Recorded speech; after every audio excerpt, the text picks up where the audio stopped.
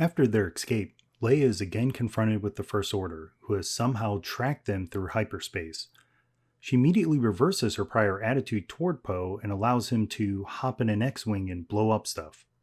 What exactly does she think a lone fighter will be able to do now, considering they suffered heavy losses and barely escaped death right before their jump? Even all their meager craft pose little to no threat to the massive fleet pursuing them, if the First Order ever actually utilized their arsenal. I guess she thinks it will work again and is suddenly comfortable with more casualties. Apparently the argument they were having is now moot. On a more personal level, her son Ben, now known as Kylo Ren, directly attacks her ship. There is a moment when they are close enough to connect through the Force, similar to the scene between her and Luke in The Empire Strikes Back. There is no talking, just flashing back and forth between their faces.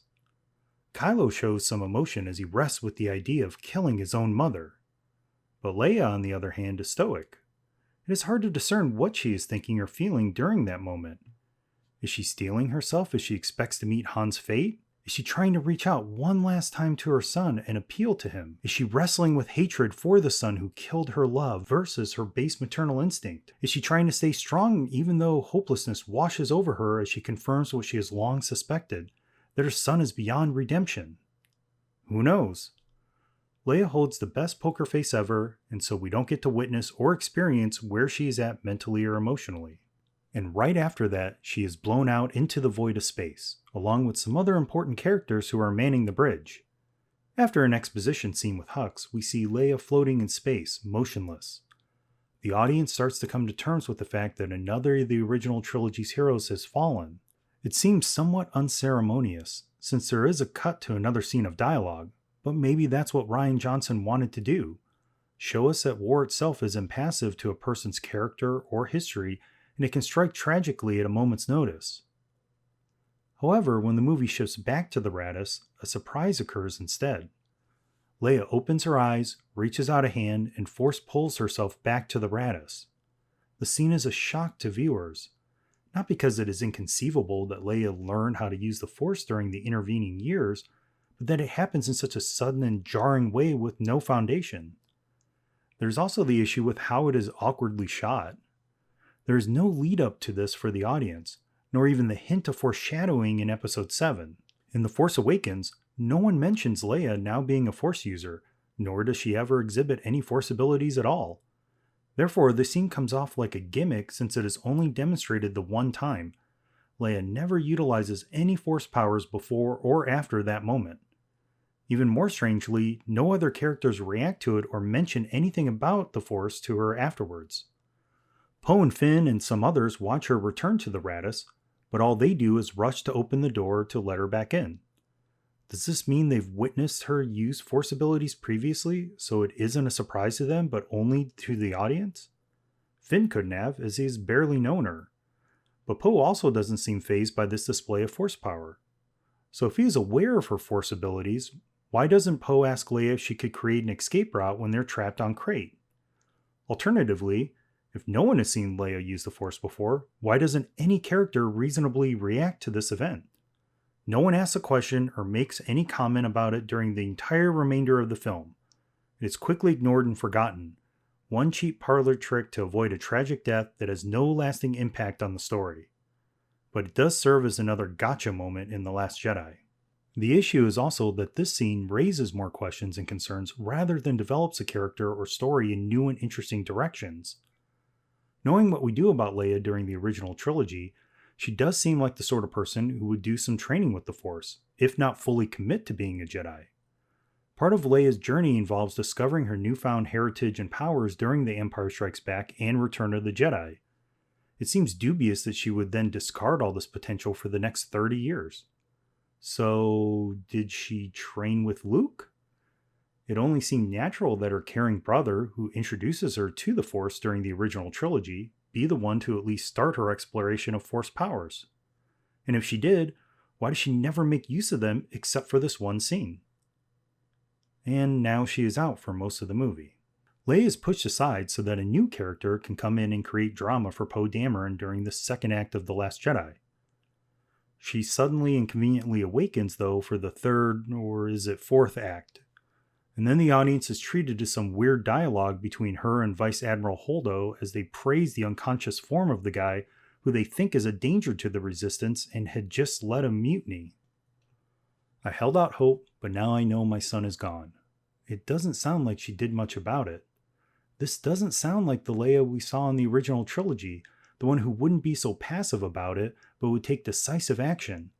Leia didn't wait for anyone, and as a mother, she just let her son go? No fight, no attempt to rescue him or reason with him?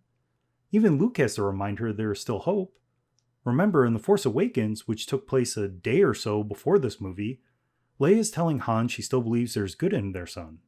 What made her change her mind so definitively? Was it the wordless exchange when Kylo was attacking the Raddus with his TIE fighter? The audience doesn't receive much to go on in order to follow Leia's shift in emotions regarding her only child. And finally, as the Resistance faces their imminent extinction, Leia summons her strength to kinda take a back seat. She shares a tender moment with Luke, but does not venture with him outside. She tells her people to follow Poe instead. Leia offers no aid to her brother confronting her son, nor to the remainder of her forces trying to escape death. Even knowing that Ben, her one and only child, is right outside, she has no desire to confront him at all.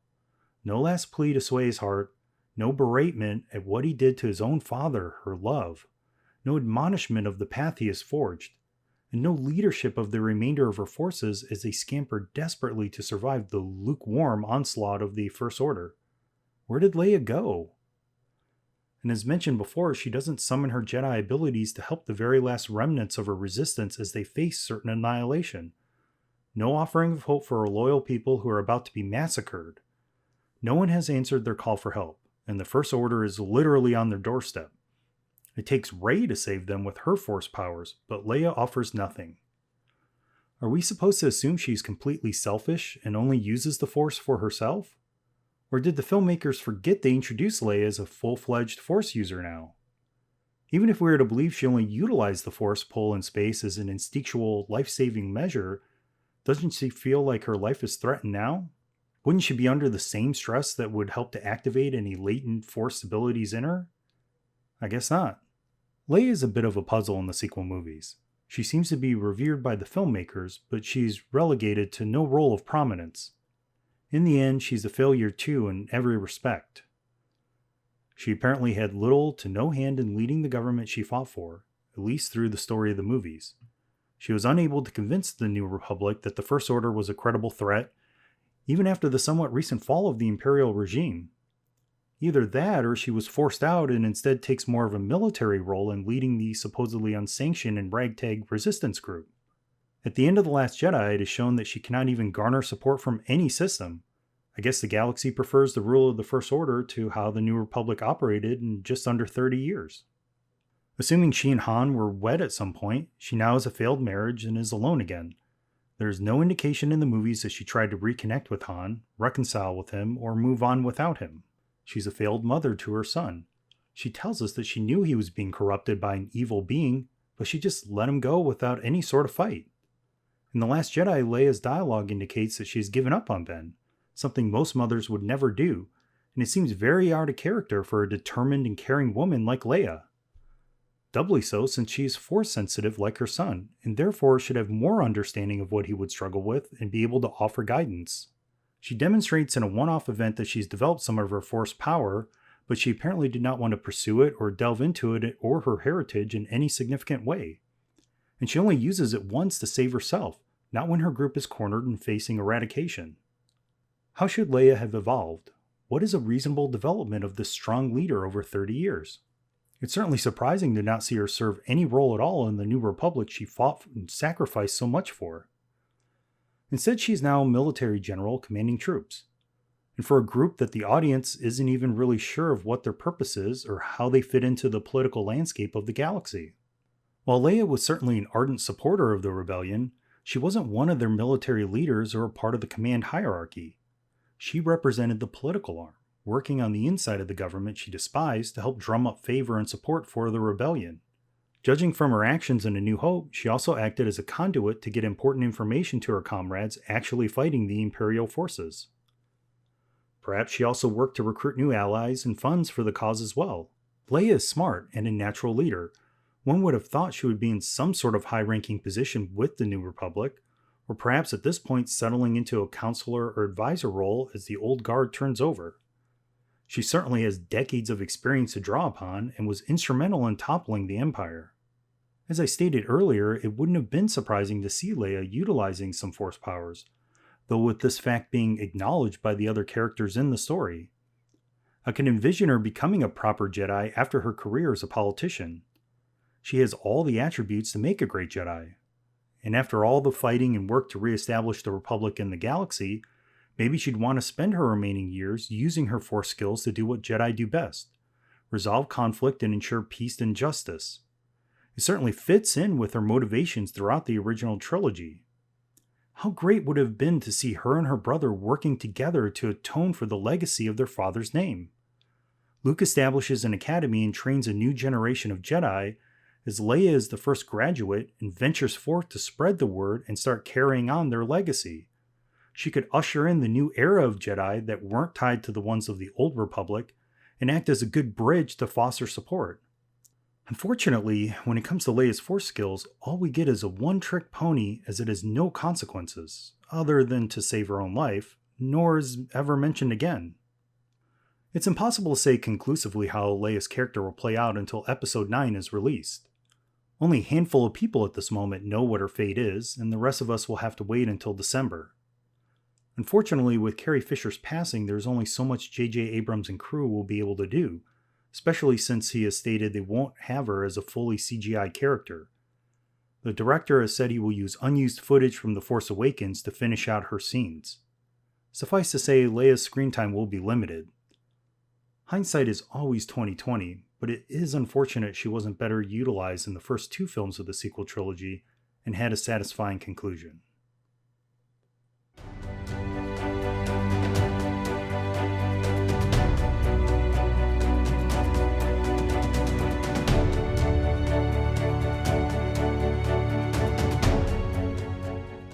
Before we delve into the analysis of his character, I want to start by saying that Luke Skywalker is the heart of Star Wars. He's the hero of the original trilogy, and his journey drives the emotion of the narrative throughout those movies. Luke represents the good in all of us, the potential we have, and what we can attain if we take the risks and stay true to ourselves. And yes, looking at where we are in Part 2, and knowing there is a Part 3 of approximately the same length ahead, you can conclude that we have a lot to cover about Luke. When we meet Luke Skywalker, the main character of the original trilogy, he's a frustrated boy on the verge of manhood. A lot of people like to say Luke is whiny, and he does come across that way, but I think it's perfectly understandable. Luke is 19 or so, and he has spent his whole life on Tatooine, a remote and pretty miserable desert rock of a planet. From what the audience sees, he has lived a fairly normal life. It isn't glamorous, but it's certainly not onerous. However, Luke is now at the point where he wants to see and experience new things. His friends are steadily leaving, and Luke dreams of joining them and doing something bigger with his life. And his goals are fairly simple. He loves flying and is adept at it, so he wants to become a pilot. Additionally, he's an idealist, so he doesn't want to just be any regular pilot, but one that fights for the Rebel Alliance. It is a very natural inclination at that age. He wants to break free, make his own way, and find out who he is as he develops into a man. He feels tied down by Uncle Owen, who wants him to follow in his footsteps as a moisture farmer. And he yearns to learn more about his father in an effort to try and understand more about himself. I'm sure many people can identify with Luke's feelings of frustration and restlessness, especially as a teenager that wants to finally forge his own path in life. Though Luke is an orphan, his childhood doesn't seem ultimately tragic. He was raised by his loving aunt and uncle, and they genuinely care for him. Through some expressions and dialogue early on, it is apparent they do mean well and want to protect him, even though they mostly just yell his name. Luke! Luke! Luke! Luke! Luke! Luke! Have you seen Luke? If I were Luke, I would have picked up some personal comms in addition to the power converters at Tashi Station, just so he could stop hearing his aunt and uncle bellow across the farm all the time. While Luke is glum about being left behind by his peers, he's still a good kid at heart. He is nice to C-3PO and R2-D2, while during the movie we witness everyone else treating droids with attitudes that range from indifference to contempt. And when Obi-Wan offers him the escape and adventure he craves, he initially turns the old man down as he won't shirk his responsibilities and just abandon his family. It is only their death, and with it any ties or obligations to his former life, that propels him into adventure. Throughout A New Hope, Luke demonstrates the characteristics of a compassionate hero. He cares about others and wants to ensure their safety, even at risk to his own life. He decides to travel with and help Obi-Wan and the girl in the message after he finds that his aunt and uncle are dead, as are his last ties to his home. Once he learns Princess Leia is a prisoner scheduled for execution, he wants to rescue her from the Death Star. He helps everyone, aside from Obi-Wan who has chosen a different path, get safely back to the Falcon and escape the Death Star. And then he immediately volunteers to pilot an X-Wing with the Rebels in a last-ditch effort to defeat the superweapon. It's a defining attribute of his character that will carry throughout the original trilogy. Being from a backwoods planet on the Outer Rim, Luke is naive in many manners and has some maturing to do. Though he's willing to help others, he doesn't always have the capability to do so effectively. During the early part of the movie, Luke slowly realizes how much he doesn't know. Pretty typical for a cocky teenager, and Luke reacts in a typical fashion. He gets frustrated, lashes out in anger, or feels chastised. But throughout all these tribulations, he always retains his optimism, no matter how dire the situation gets. And this childlike focus on good and right and what is just influences those around him in the movie. As a possible self-contained movie, and not the start of a trilogy, A New Hope sets up a great character arc for Luke. He starts as a wide-eyed dreamer, is challenged throughout the movie, his eyes open to different viewpoints as well as learning much more about the galaxy he lives in, and finally dons the mantle of hero as he strikes a blow against the oppressive Empire with the aid of his new comrades. The Empire Strikes Back is where Luke is really challenged. He has begun to explore his powers as a Jedi, but he is about to be pushed on what this really means by an old master. First, however, we have the scenes on Hoth. Early on, captured in the lair of the Wampa, the audience is shown, rather than told, that Luke has been practicing his mastery of the Force as he pulls the lightsaber out of the snow and into his grasp. As he struggles to return to base, the Force Ghost of Obi-Wan gives him a new purpose: seek out a living Jedi Master and receive the training he needs to fully become a Jedi. Luke's scenes after his rescue show how his friendship has deepened with both Han, Leia, and Chewie. And it is obvious that Luke is the glue that ties these people with disparate histories, goals, and values together. It is also noteworthy to see how Luke has matured emotionally, as he isn't defensive when recuperating, but instead genuinely grateful for his friend's aid. Dax says, "I feel like I could take on the whole Empire," and Luke smiles knowingly, a veteran fighter now who has had these feelings before but knows better. And in the ensuing fight, we see Luke use his skills, piloting, problem-solving, and using his burgeoning Jedi talents to aid in the battle. But in the rebel escape from the planet, Luke leaves the others and travels to Dagobah instead. He has a new purpose and a different path to follow. Luke is really put to the test when he first meets Yoda. Initially, his patience and commitment are tested as Yoda play-acts a fool to determine this stranger's character. There's the realization that this wrinkled, old, small green alien is the fabled Jedi Master, shattering his illusions of size and strength in terms of prowess with the Force. And as Yoda tries to find reasons with Obi-Wan not to train young Luke, he hits close to home with the lessons of what makes a Jedi and a hero. It highlights just how little Luke and the audience know about the history and mandates of being a Jedi. It isn't just waving lightsabers, making things move, and influencing weaker minds. Some combat training is not all a Jedi needs. It is more philosophical in nature. If you think about it, it makes sense. Here are beings who can use and control the very force that flows through all living things. It's an awesome power. We know that power like this can easily corrupt. Being stronger than everyone else can bring out some nasty tendencies hidden deep down in a person, especially if they haven't had a great life thus far. The Jedi seek to channel this power into following a noble and righteous path, using it to protect those who are weaker, to be the guardians of peace and truth and justice. It's an honorable idea, but also one that can itself be twisted if taken too far. What if the powerful Jedi decide what is just and what isn't? As the only arbitrators, they could wield immense power and control over the galaxy and become what they claim to fight, a tyranny who holds captive the population of the galaxy and doles out their own justice according to their whim. As the training commences, Luke shows a streak of independence. He isn't simply enamored with Yoda and the idea of being a Jedi and blindly accepts all he says. Luke is now pretty much an adult, and so he questions some of the things Yoda is telling him as truth, which his master doesn't appreciate. It is the beginnings of the schism between the old mandates of the Jedi Order and the last person who represents their future, and hints that Luke can and perhaps will make some adjustments once it is his turn to be the teacher. There will be some evolution to the Jedi ways under Luke in the coming years. Luke's test at the cave is an interesting turning point. He doesn't heed his master's warnings or trust himself yet, so he takes his weapons with him into the encounter, already failing a part of this exercise right at the beginning. He ignites his lightsaber first, going straight to aggression, despite what Yoda had just taught him in the previous scene about the seductive nature of the dark side. And the shot of his head inside Vader's helmet symbolizes three things. 1. Luke's greatest enemy that he must face is internal. It is himself. 2. If Luke isn't careful, he can easily go down the path of the dark side and become like Vader.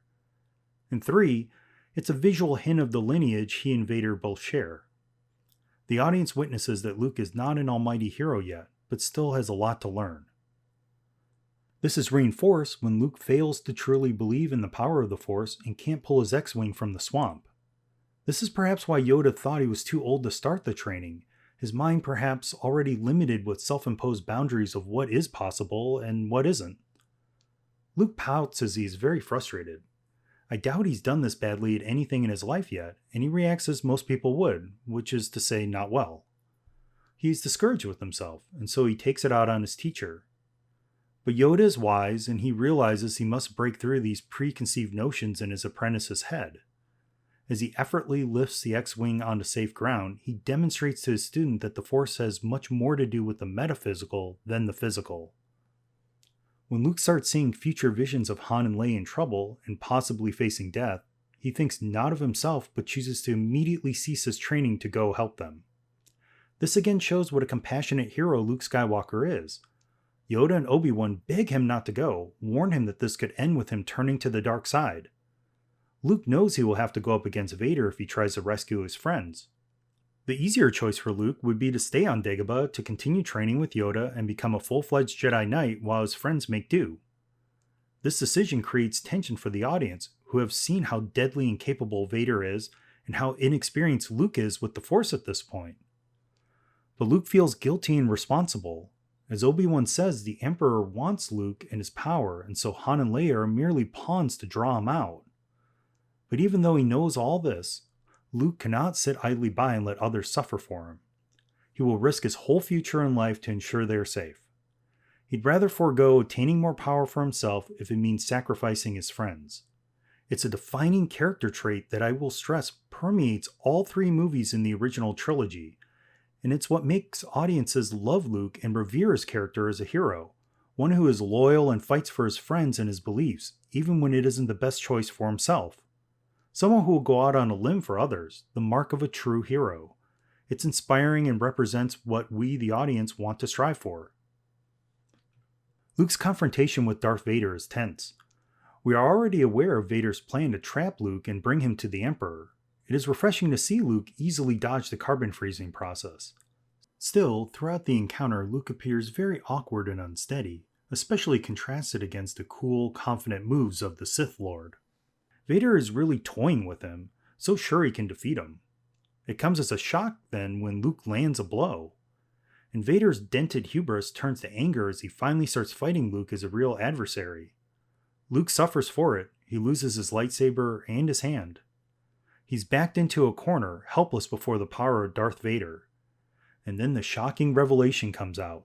No, I am your father. Luke finds out that this monster is his father, Anakin Skywalker. And Luke also receives what Obi-Wan and Yoda warned him about, a tempting offer of power if he loses himself to the dark side. Luke is overwhelmed, rightfully so, and rejects this as he is a good person at heart. And Darth Vader starts to observe his son rising above him, able to make the difficult but right choices that he didn't.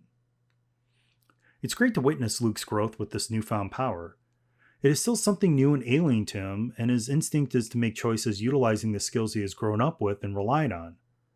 But now, as he struggles above the gas planet's surface, it's a great callback to the beginning of the movie where he struggled to get out of the Wampa's icy bonds.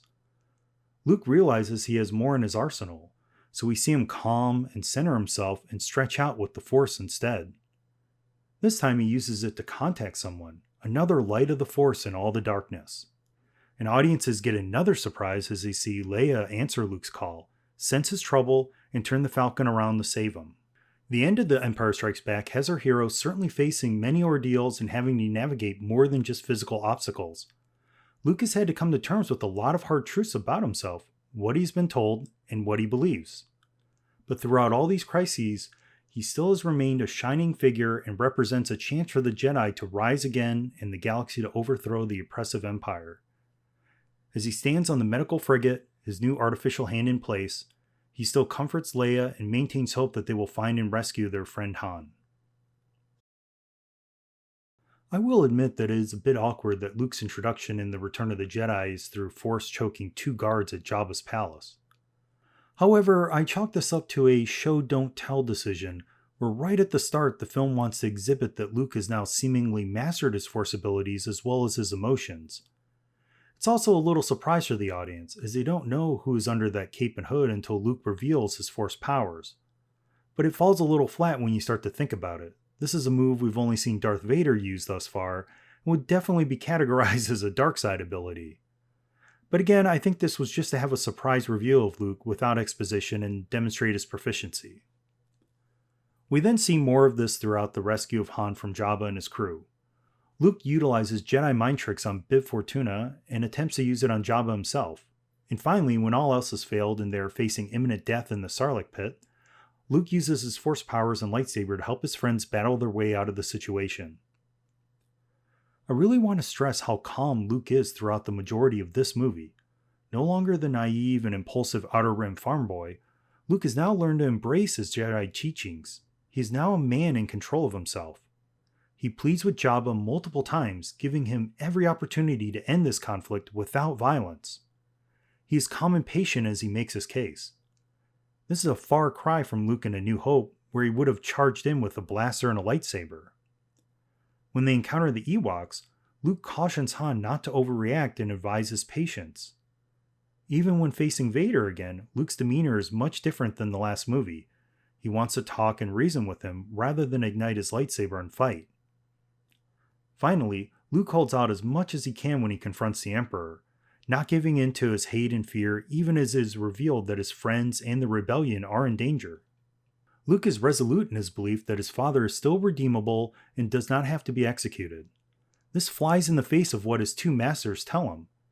They warn him that he is being duped, manipulated, that his feelings for family are clouding his better judgment. Luke is steadfast, however, and believes in himself, his feelings, and his father. He advocates for a monster against his own mentors. Another scene showcasing Luke's growth and maturity, his tender nighttime conversation with Leia. Notice how the roles have changed since they were first together in A New Hope. Here, Luke is thoughtful, reflective.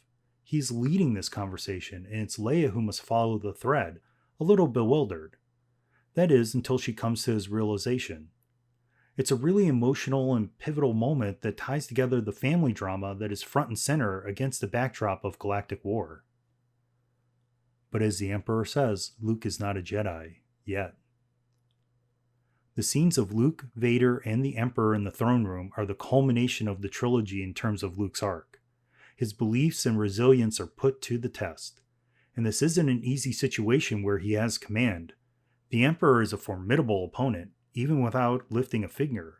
He plays upon Luke's greatest fears, losing his father, losing his friends, the rebellion crushed once and for all. The Emperor is powerful, intelligent, and ruthless. He senses great power and potential in Luke, but disregards him as inexperienced and an ineffective threat, able to be molded into what he wants. Luke is really tested during these scenes. As said, the Emperor breaks him down, making him stand there helplessly and witness his friends' plans unravel. As someone who cares deeply about family and friends, Luke's frustration at his inability to help them will elicit the most fear and anger. This culminates in Luke's attempt to strike down the Emperor, but which pits him against Vader again. The audience eventually learns that this is the Emperor's plan all along, to manipulate Luke's emotional state and bring forth fear and anger in the hopes of driving him to the dark side of the Force. The Emperor apparently wants a new, young, and powerful apprentice, and Luke learns with the selfish Sith, Vader has his own plan to also sway Luke into being at his side with the tradition of him killing and usurping his master, the Emperor. Meanwhile, in the face of this hopelessness, Luke is desperately trying to cling onto the chance that he can appeal to the goodness he still senses buried in his father. He evades Vader and pleads to the good he senses in him because he no longer wishes to fight his own father. But Vader is also skilled with the Force, and finally he twists Luke's pure emotions and uses them against him. After all this bleakness, it is only when his sister Leia is threatened to be corrupted into a Sith that he reacts violently, unable to resist his own instincts to protect his sister. Luke also feels guilty, as it was he who betrayed Leia's existence to Vader. He will now do anything, even lose himself, to safeguard his family. It's perverse that the Sith will use a person's good qualities against them so effectively, but it shows how easily and seductive the dark side of the Force is. It's quite natural to feel these emotions, but acting on them and out of self-interest only leads to one's own destruction. After a lightsaber battle that still to this day sends shivers down my spine when I watch it and hear the music rise, we reach the climax. Luke stands over Vader, having now doled out what he received on Bespin, and the Emperor reveals his plan and offers Luke his father's place. The audience watches as Luke Skywalker realizes what he was doing and what he could become. They see him calm himself, throw down his lightsaber as a rejection of the Sith and the Emperor's request. Even before the prequels existed, one can discern how Vader watches his son rise above him and take the nobler option of a choice he was presumably once offered. Luke Skywalker is now a fully realized Jedi, and it's a huge payoff here for everyone who has followed his journey throughout the trilogy. Luke stands defiant. He would rather die than become evil. The remainder of this encounter is now the redemption of Luke's father, Anakin. Against the advice of the last Jedi Masters, Luke has reached his father and called him back to the light side. Vader disposes of his master to protect the son he sees suffering, the son who showed him what a Jedi could be and what they stand for. Amidst the demise of the ultimate evil in the galaxy, father and son share a quiet reconciliation. And in the ensuing escape, Vader is too injured to continue, so he conveys his last thoughts with his son, reinforcing that he was right, and Luke's caring and tenderness has turned the Sith Lord back from the abyss. Luke shoulders the burden of this encounter all on his own. No one but him witnessed what really happened on the second Death Star. The population of the galaxy will only hear of the destruction of the new Death Star, the deaths of the Emperor and Darth Vader, and the defeat of the Empire by the Rebel Alliance. Only Luke will know the full story, and what the last moments of Darth Vader were really like. And we get a quiet, private moment during the festivities where Luke mourns the loss of his father, while rejoicing that he died a good man who turned back to the light.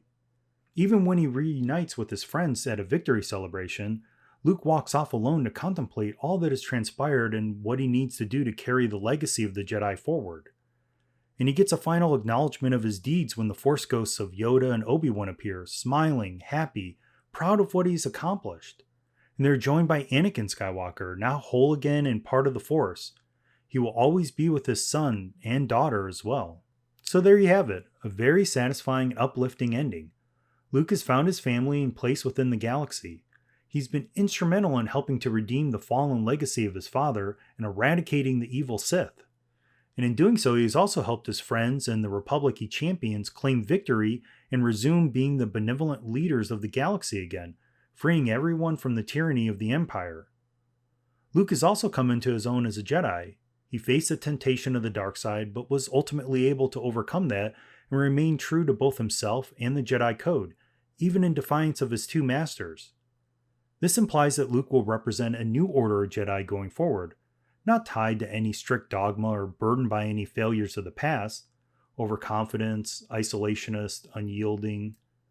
Luke now personifies the very best ideas of the Jedi, someone who feels and cares, but is calm and thoughtful and prone to nonviolent ways of protecting the weak and innocent from the evils of the galaxy. He is now able to forge a new path for himself, free from the shackles of destiny. So what has become of this hero, the main protagonist of the original trilogy? 30 years have passed, and it will be interesting to see what Luke has grown into, where he is and what he's doing, and what other challenges he has had to face and hopefully overcome. So we start The Force Awakens and find, well, I guess he's just disappeared. Okay. No. Since he has no direct dialogue in the movie, Luke Skywalker in Episode 7 can only be characterized by others speaking about him. And there isn't much to say at this point as it is shrouded in mystery. Luke ends up serving as the MacGuffin of this movie. Both sides in the conflict are after him. Snoke and the First Order want to find him and destroy him, while the Resistance, especially Leia, want to locate him and bring him back to help them fight. While no one knows his location, they are after a missing piece of a map that leads to the very first Jedi Temple. I guess the assumption is that Luke has gone there. Never mind the fact that no one in a galaxy far, far away needs a linear point-to-point map. You can start from any origin point and simply need the coordinates of the planet you're trying to reach in order to navigate there based on your current location. I'll give the movie the benefit of the doubt that this one missing section, which must obviously contain the planet with the temple, is too large to simply scour one system at a time to find Luke. So it's a race to obtain the exact location of a historical site that one would think was fairly significant but has somehow been lost to the ages, that drives a lot of the motivations for the characters. We are also told by exposition dump from Han the reasoning for Luke's disappearance. As expected, Luke started an academy to train a new generation of Jedis. However, a student of his turned to the dark side, murdered the other apprentices, and burned the school to the ground. Luke felt responsible for this, and he just walked away from everything. To viewers, this does not sound like Luke Skywalker at all. The audience finds out that this apprentice who turned was actually Luke's nephew, Ben Solo, and so it was a very personal betrayal. However, there must be more to the story to cause our beloved hero to step away from everything. Especially in light of what is transpiring in the galaxy. Evil is on the rise, two powerful dark side users command a mighty army and threaten the New Republic, still in its infancy. But in this first installment, all we get is a setup. Where Luke is at and what he is up to are threads for the next movie or movies to pick up. Han hints that people closest to Luke, i.e. he and Leia, felt that the Jedi Master went in search of the first Jedi Temple. Why exactly he would do that is left up to speculation, and there is also enough uncertainty regarding the facts that Luke could be up to a number of plausible things without breaking the story. It's a mystery box waiting to be opened. All we are left with is a tease at the very end of The Force Awakens.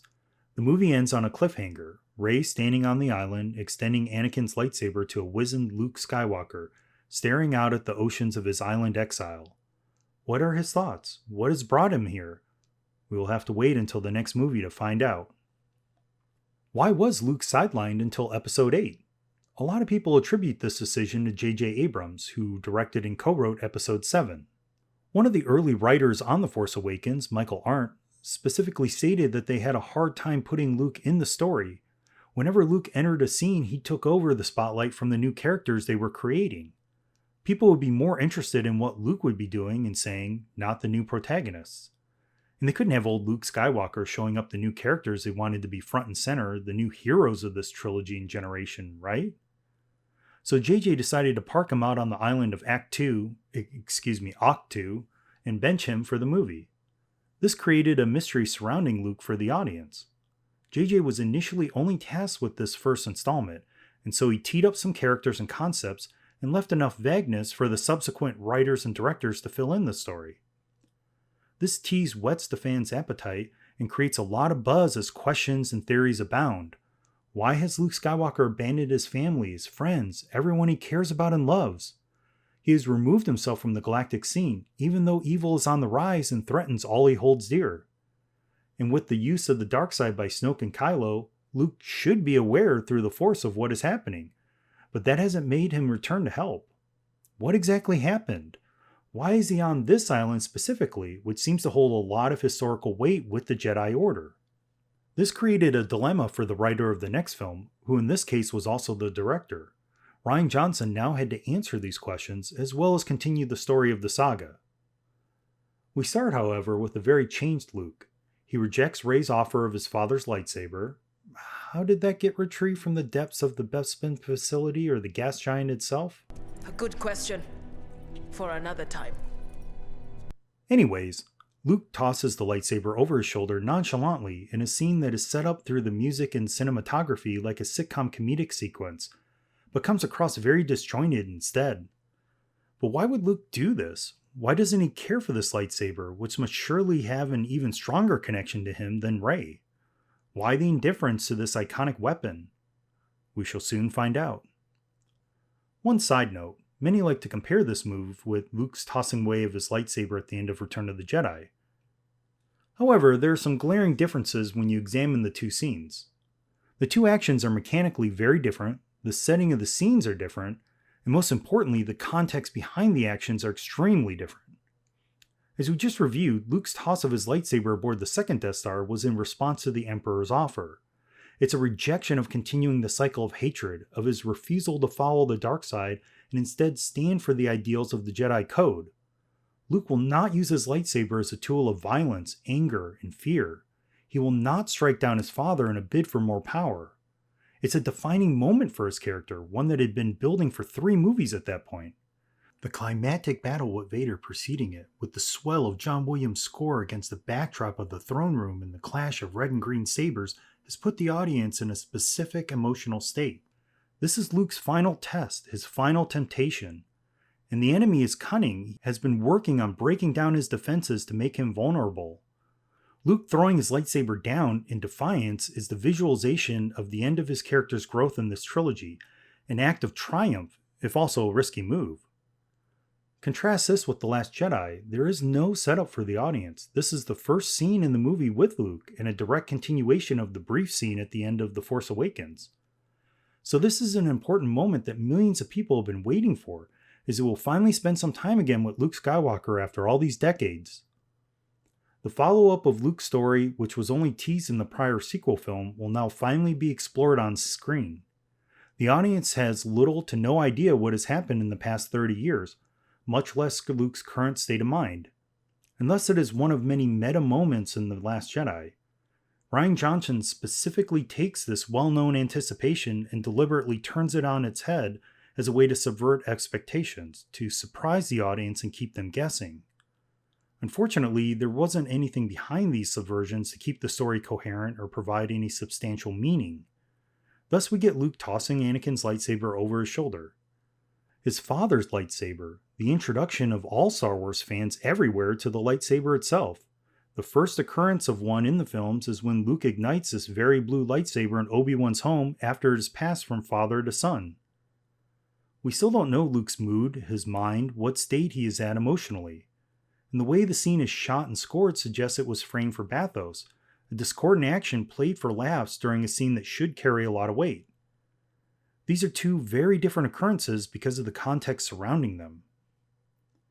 Rian Johnson then immediately has Luke go change out of the Jedi-like robes Abrams had him in to ragged, dark hobo gear. This is how he wants Luke Skywalker to look for the film, not like a Jedi Master, but like a bum.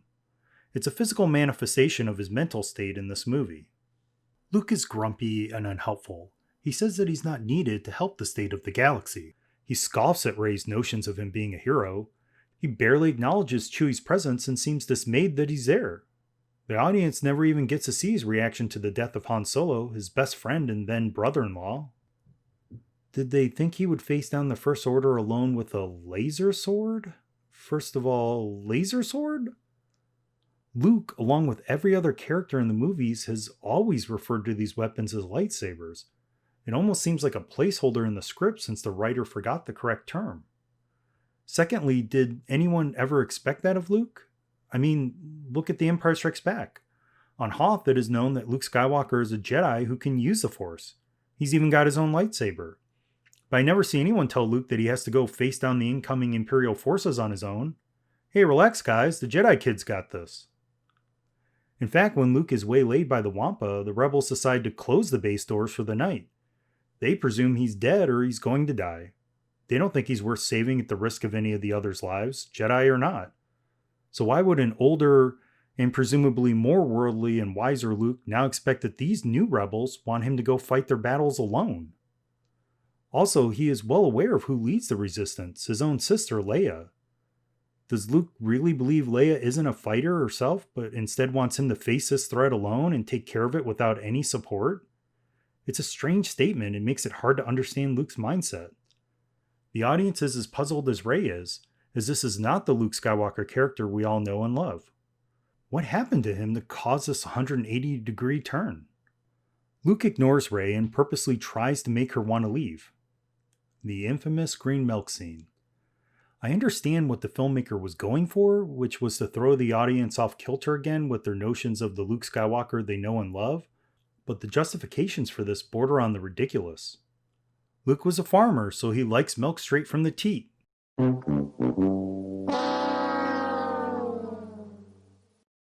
Okay, Luke was a moisture farmer on a desert planet.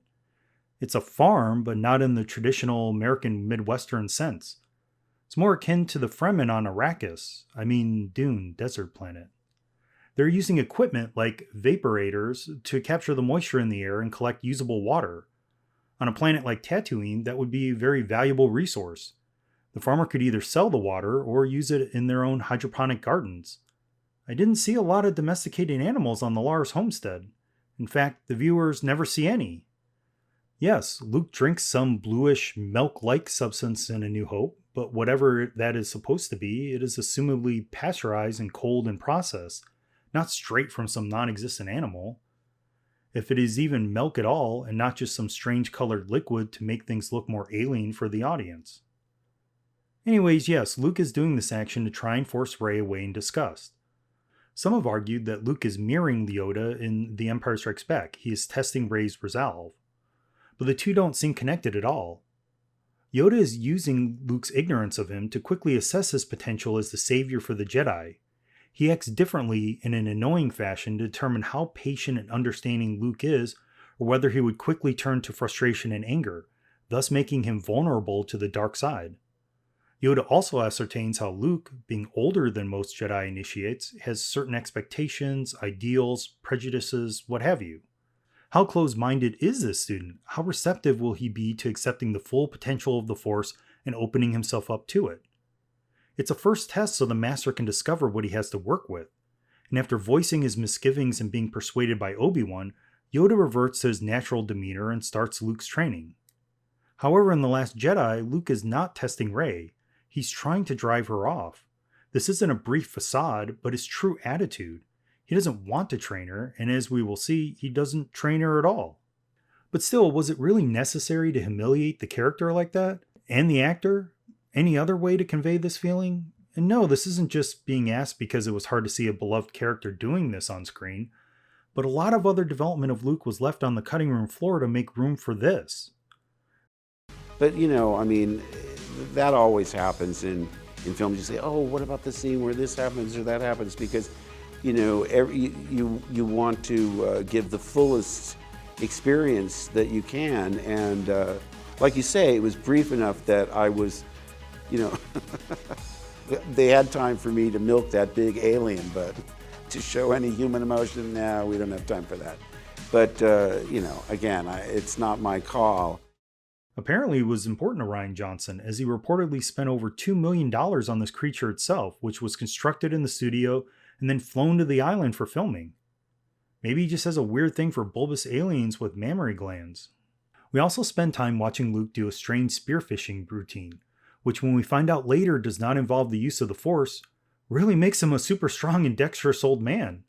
He must be as shredded as his nephew, and I guess fishing poles have not been invented in a galaxy far, far away. Luke then confronts Rey as she's drawn to the gnarled tree containing the Jedi texts, the books that initiated the Order 1,000 generations ago.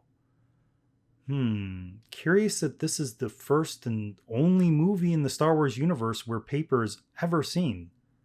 Up until this point, it didn't exist. Everyone uses screens or holograms. There have never been any writing instruments or written text anywhere before. No books, no one holding or writing on a clipboard, no one scribbling on or passing notes. Nothing. It's not a part of the cinematic universe's galaxy. And it must be some heavy-duty special paper to survive 25,000 years or so being exposed to the sea air, sun, and other elements. Yes, I know this sounds like nitpicking, but it is just highlighting another fundamental change to the entire Star Wars universe in one movie, and this is impacting characters and plot, not something in the background. Anyways, Luke now seems mainly concerned with who this visitor is. Perhaps he's wondering why this stranger is here instead of Leia. This scene is more about trying to insert some character development for Rey than it is about Skywalker. However, at the end of this conversation, Luke divulges some information.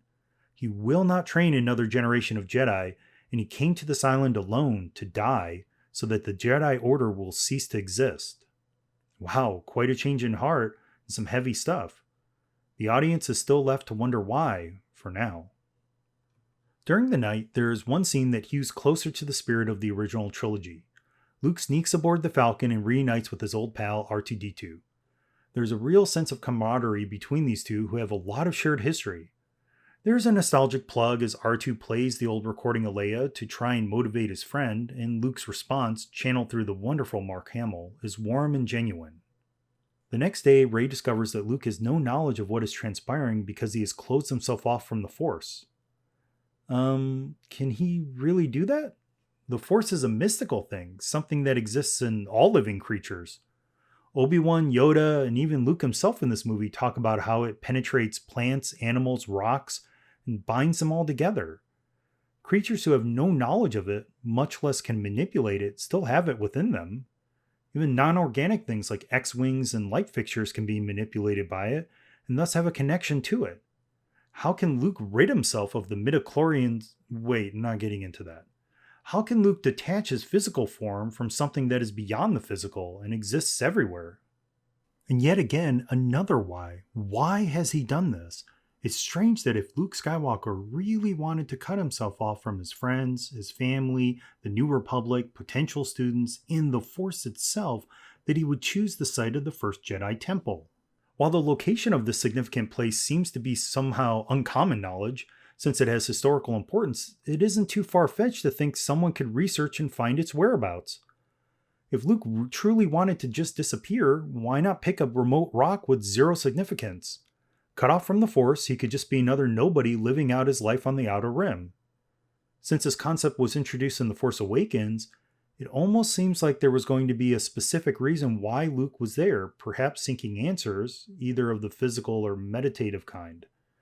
Especially since it has been brought to light that J.J. Abrams did not want Luke cut off from the Force. In the initial version of the final scene in The Force Awakens, when Rey finds him, they were supposed to be floating boulders around Luke. Rian Johnson asked for those not to be included in the scene as he needed Luke to be totally severed from the Force. While this is a surprise to viewers that Luke should choose to do this, there's some logic in this choice, only in the fact that otherwise one would wonder why all that has transpired in recent years did not motivate Luke to do something. The destruction of 5 New Republic worlds at once, Han's death, Leia's anguish, Snoke's ascent to power, Kylo's rage. How could all of these feelings and events not propel Luke into action, even given his state of mind? Being cut off from this knowledge at least provides a thin explanation for his inaction. Ultimately, the answer Johnson decided to provide to audiences of what Luke Skywalker was doing on a remote island, on a remote planet, away from his family, friends, and purpose was that he thought he created more of a problem than a solution, and so he needed to isolate himself and possibly wanted to kill himself. As to specifically why Luke is on Ahch-To of all places, well, he's on Ahch-To because he's on Ahch-To. He may have gone there seeking knowledge, answers, help, but it is revealed later in the movie that he didn't even read the Jedi texts that were housed there, even after all those years. He never thought to pick up the books and check them out? Perhaps they may have given him insight, or allowed him to come to terms with his life and purpose, or even just validate his decision. But no. Guess he was too busy for years milking sea creatures and spearing fish to even scan through them. Why did he choose that place to exile himself? It really plays little to no role ultimately during the course of the film, other than to be a location. Perhaps because he was supposed to be there for a different purpose than the new writer decided. But even after a number of years, Luke is apparently too cowardly to burn the books and commit suicide, so he's just whiling away his time in this self-imposed exile, a castaway like Tom Hanks' character in that movie, except in this case, Luke has purposely put himself in that situation. Luke Skywalker, the center of hope for the original trilogy, is essentially depressed. He caused a terrible thing to happen, and he now feels the responsibility of his actions. We know this because he tells Rey he came there to die. I will never train another generation of Jedi. I came to this island to die. I said to Ryan, I said, Jedis don't give up. I mean, even if he had a problem, he would maybe take a year to try and regroup. But if he made a mistake, he would try and right that wrong. So right there, we had a fundamental difference. What has brought him to this state? Why has Luke Skywalker cut himself off from his family, his friends, the galaxy at large? Why does he think he and the Jedi are failures and should end? The answer expands on the summary Han gives in A Force Awakens. Not only did Luke's nephew Ben Solo destroy his temple and murder his students, but Luke played a part in it happening. Luke has inadvertently created a monster out of his nephew, or at least he believes he did. And Luke blames himself for the transition of Ben Solo into Kylo Ren and the consequences of this act. And he now considers the Jedi wholly responsible for dark side users, including the Sith, and thus their removal from the galaxy will actually be a benefit. And this starts and ends with him, the last Jedi. Once Luke dies, the galaxy will be in a much better state with no more Jedi to cause trouble. The only visual the audience receives by way of explanation for this change of heart is a flashback told 3 ways. We've got an unreliable narrator problem, which seems to be resolved in the final, true version, one where Luke sees darkness in Ben's heart, sees the horrific deeds he will perform in the future, and ignites his lightsaber in response. Luke's first instinct was to strike down his nephew in cold blood, kill this young man before he wreaks destruction upon Luke's loved ones and the galaxy as a whole. He then has a change of heart and feels shame and regret for this rash decision. Rather inopportunely, Ben wakes up precisely at this moment. He sees his uncle and teacher standing over him in the dark in an aggressive stance and wielding an ignited lightsaber. We are told that Ben has been corrupted and warped by Snoke for years. Of course, we are never told how this has occurred over presumably long distances, why Snoke targeted Ben specifically, why no one like Han, Luke, or Leia tried to stop or counter this. But it has happened, and apparently Ben is so lost now that this scene is enough to push him completely over the edge. He brings down the HUD on Luke, knocking him unconscious. Apparently, he then takes a group of Luke's students, who presumably became the Knights of Ren, and kills the rest and burns the school down. Luke awakens, having been left for dead, and sees the destruction Ben has wrought. But why is Luke doing this in the first place? If he sensed dark side tendencies in one of his students, not to mention a student who's his own nephew and the only Skywalker descendant, why would he sneak into his tent in the dead of night? If we want to talk about people changing as they get older, well, one thing they do is become less impulsive and reckless. Older people have more experience, which implies wisdom, and they usually like to impart this knowledge on younger people, telling stories about their own successes, failures, and lessons learned in the process in the hopes of helping them avoid making the same mistakes. I know as a father that I've fallen into the role I saw my dad have, lecturing my kids in the hopes of providing guidance or gaining perspective.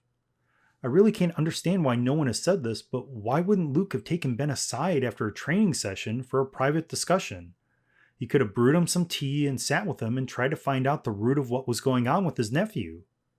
He would know by now that calmness and reason would work better with someone who was young and not yet fully in control of their emotions.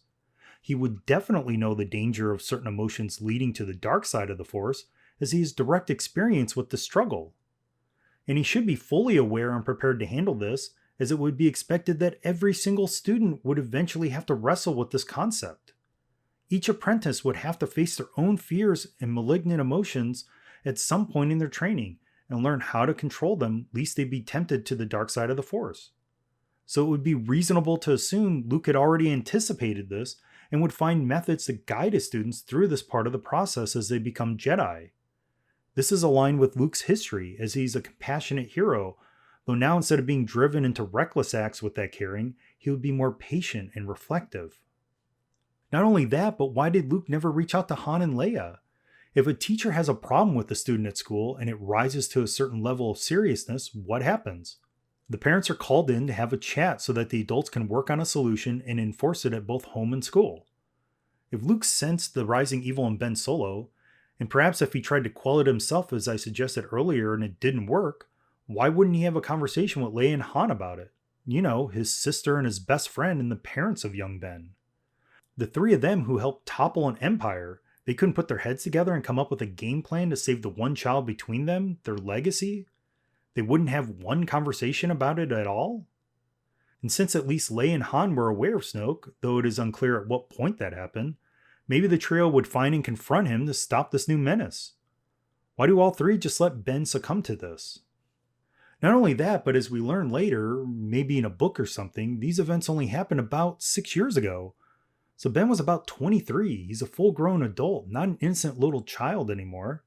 Didn't he have any willpower to fight this mysterious corruption by Snoke? It's hard to judge since we know so very little of it through the movies. When he started being corrupted or drawn to the dark side, wouldn't he have initiated any conversation with his legendary uncle? Were things so bad with his family that he would never have a single discussion with his mom or dad?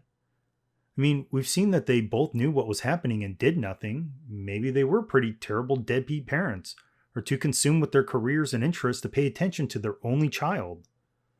The audience is left to fill in the blanks as to why Ben felt like he couldn't go to any of them seeking answers, nor any other internal or external guidance. Instead, Luke acts carelessly and stupidly, sneaking into... By the way, why would he even need to physically be there at all? Without any training or prior knowledge, he connects with his sister Leia over some distance on Bespin previously in The Empire Strikes Back. It certainly wouldn't have been any more distance than if he stayed in his residence and Ben was sleeping in his and he probed his nephew's mind. Instead, this older, wiser Luke Skywalker decides to do nothing at all while Snoke corrupts him, and then suddenly one night just sneaks into his hut to spy on him? Quite an invasion of privacy. I still don't buy this version though. Luke is someone who confronts people and problems directly, not passively and in the dead of night. He has never shied away from sticking up for his beliefs. It's his responsibility to prepare Ben to handle his Force powers, and he wouldn't take that duty lightly. If he saw Ben or any student traveling down the path towards the dark side, Luke would address it immediately. And then the question becomes what Luke sees and his immediate reaction to it. And it really just brings up the topic of causality and destiny. Would Luke have premonitions of this future when it is his direct reaction to seeing this omen that causes this future? So if Luke hadn't crept into his nephew's tent in the middle of the night and drawn his lightsaber on his sleeping form, then would Kylo Ren had even been born? Or would this long-distance corruption by Snoke had inevitably led to Ben's fall to the dark side no matter what Luke did? We'll never know as this isn't explored at all. Ben Solo awakens and sees his uncle, his master, standing over him with an ignited lightsaber. His reaction of defending himself is understandable, but it is harder to comprehend why he then immediately decides he has to murder every single one of his classmates, except a chosen few who decide to join with him. Did no one think to pretend to be on his side so they could later avenge their slain classmates? Was Ben really this close to the edge that this one action is all it took to murder all these innocents? He could have just left while Luke was unconscious, hopped on a ship and fled in the night to Snoke. But instead he decided for total annihilation of students and the temple. What is the basis for this rage which he still can't control today? We have to explore the Ben Solo-Kylo Ren dynamic a bit to understand Luke's character as the two are intertwined in this movie. But it is hard to really understand Kylo Ren, as he seems to just be someone who constantly chooses to do really evil deeds but then claims he's conflicted. It certainly seems like the filmmakers are setting up another Anakin redemption arc, but in a very shallow way without much further exploration of the character. What are his hopes, his dreams, his fears, his goals? What motivates him? How did he get so enamored with his grandfather and feel like he had to fulfill Vader's destiny? Who knows? How did Ben, this immensely powerful Force user, as the movie tells the audience, not realize Luke was still alive? After all, his emotional and familiar connections to Luke should make him even more sensitive to Luke's presence through the Force. But luckily, through the magic of plot armor, Luke remains alive after Kylo and his knights leave. Fortunately for the writers, Kylo is intermittently powerless with the Force at very convenient times. It is this destruction of his academy and slaughtering of his students that devastates Luke, and he places all the blame on himself.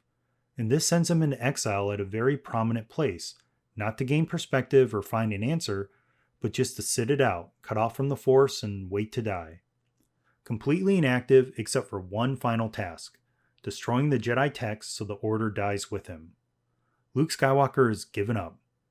Not only that, but he wants there to be no continuation of the Jedi, no one else to pick up the pieces and restore the Order.